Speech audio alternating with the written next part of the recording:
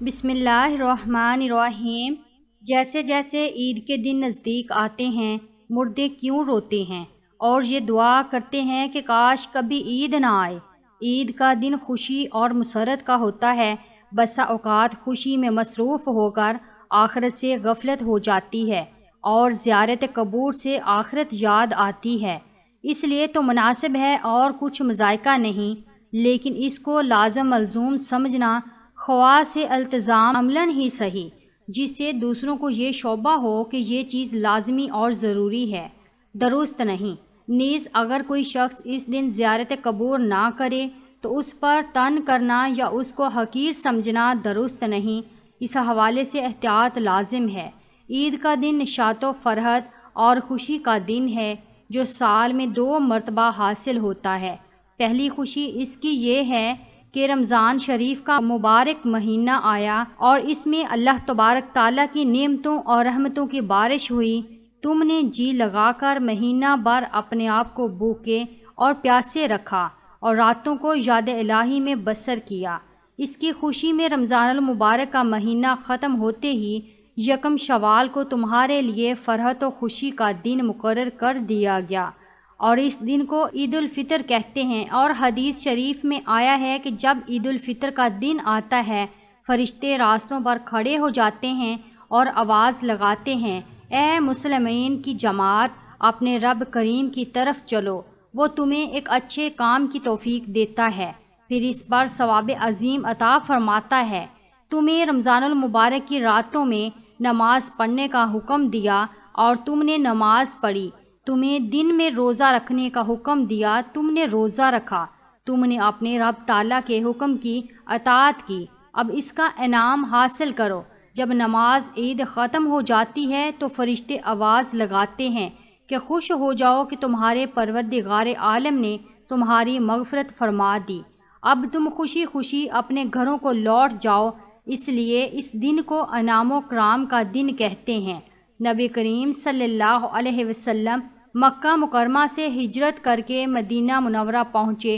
تو اہل مدینہ سال میں 2 میلے کرتے تھے۔ جب حضور اقدس صلی اللہ علیہ وسلم نے دریافت فرمایا یہ کیا ہیں، انہوں نے عرض کیا یا رسول اللہ صلی اللہ علیہ وسلم، زمانہ جاہلیت میں ہم ان دنوں میں خوشی مناتے تھے۔ حضور اقدس صلی اللہ علیہ وسلم نے ارشاد فرمایا اللہ تعالیٰ نے ان کے عوض ان سے بہتر دن خوشی منانے کے لیے تمہیں عطا فرمائے، ایک عید الفطر اور دوسرا عید الاضحیٰ۔ عید کے دن 2 رکعت نماز واجب ہے۔ جن لوگوں پر جمعے کی نماز فرض ہے انہی پر عید کی نماز واجب ہے، اور جو شرطیں جمعے کی نماز کی ہیں وہی عید نماز کی ہیں، مگر عیدین میں نماز کا خطبہ نماز کے بعد پڑھا جاتا ہے اور خطبے کا پڑھنا اور سننا سننے موقدہ ہے۔ عید کی نماز کے لیے اذان اور تکبیر نہیں، بلکہ آفتاب بلند ہونے کے بعد تمام مسلمان ایک جگہ پر اکٹھے ہوں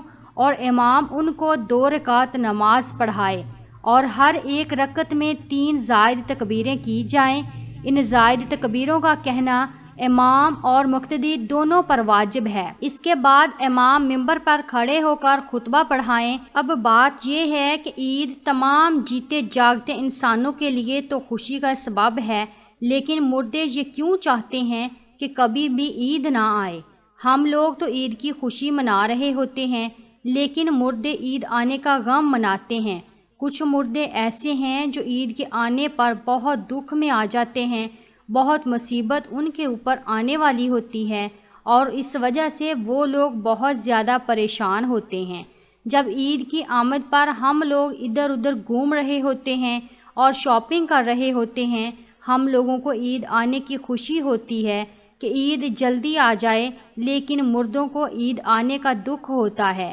نبی کریم صلی اللہ علیہ وسلم نے ارشاد فرمایا ہے کہ اگر کوئی انسان رمضان کے مہینے میں انتقال کرتا ہے تو اس کے اوپر عذاب نہیں ہوتا اور قبر میں اس سے سوال و جواب نہیں کیے جاتے، چاہے وہ کتنا بھی گنہگار بندہ کیوں نہ ہو۔ رمضان کے مہینے میں جس کا انتقال ہو جائے تو رمضان کے مہینے کی برکت اس کو یہ ملتی ہے کہ اس سے نہ سوال و جواب کیے جاتے ہیں اور نہ ہی رمضان بار اس کے اوپر عذاب نافذ کیا جاتا ہے۔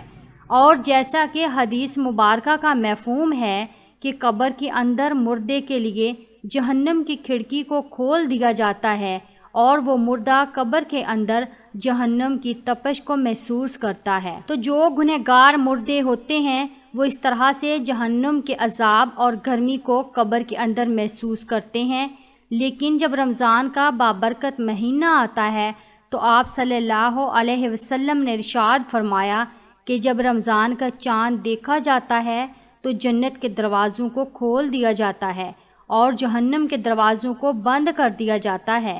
قبر سے عذابات کو اٹھا لیا جاتا ہے اور اللہ تعالیٰ کی رحمتوں کا نزول ہوتا ہے۔ جب یہ ساری چیزیں رونما ہوتی ہیں تو قبر کے اندر گنہگار مردے کو بڑی راحت محسوس ہوتی ہے،